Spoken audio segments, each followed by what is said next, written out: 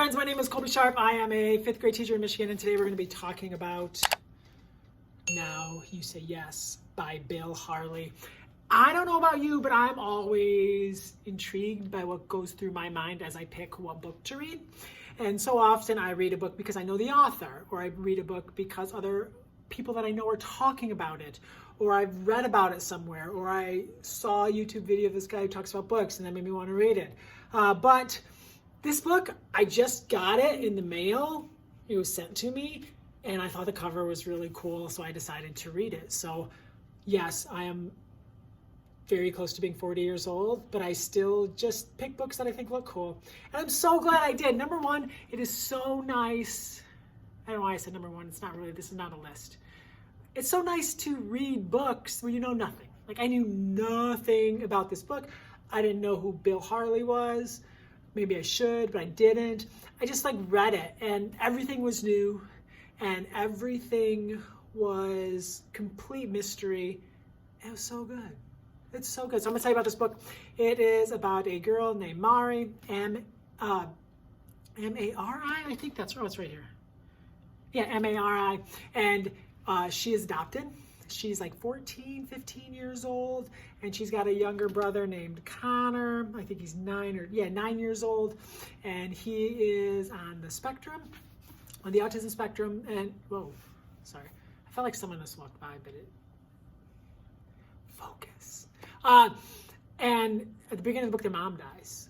So Mari was adopted by this family, this husband and wife. They didn't think they could have kids, and then they were able to have a kid. And Conor, he has some things that maybe might seem different, and the father had a hard time with it. So they are actually I guess stepbrother and stepsister, or just sister and brother. Yeah, sister and brother. So, but not biologically related. So the mom dies. She was working at Target, and she just really quick died. Went to the hospital. Shortly thereafter died.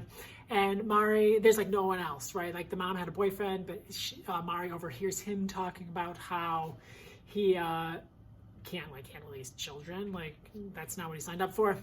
And they don't really have any other family. There's a nana that lives in the other side of the country, near Boston. They live in LA.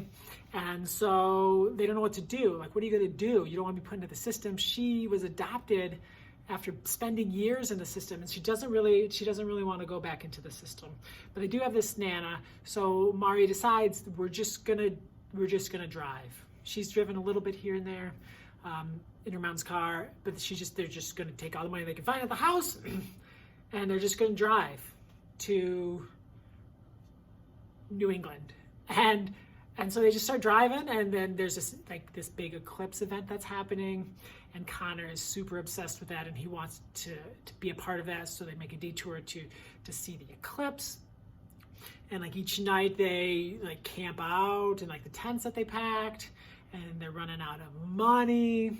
And but what I loved was this part, this thing with Nana, who had used to visit, and Mari and Nana were close, but then something happened, and you don't know what happened, but you want to know what happened, and the author just keeps making dropping little tidbits, and it's this puzzle where you have kind of maybe the edges, and he just starts dropping in pieces, and then this picture starts to come clear about why Nana and their mother's relationship was broken, and they haven't seen her in 3 years.